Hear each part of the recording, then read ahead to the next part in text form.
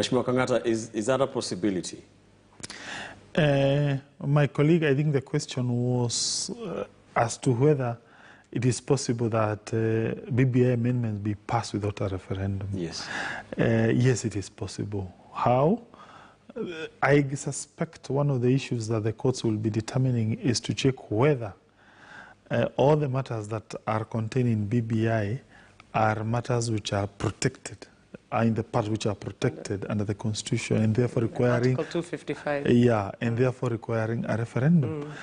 Incidentally, there are so few, and even those so-called few, one can argue in actual sense they are not really protected, because things which are protected are things like human rights, functions of parliament, functions of judiciary and the independence of judiciary.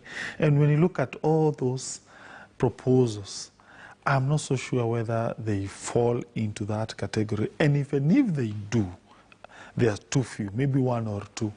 And again, there's also a possibility, maybe, I don't know, the courts, let's say on Thursday, if they'll be ruling on Thursday, they can say, we savor these ones, we do away with these ones. And therefore, you'll find a situation where the set that has been retained by court is the set that is not protected. And therefore, once the president does the assent, we don't go to a referendum.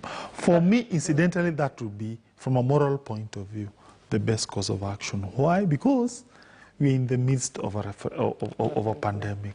You go into a referendum, we start again doing campaigns. Will Parliament have usurped this process from a popular initiative into a parliamentary one?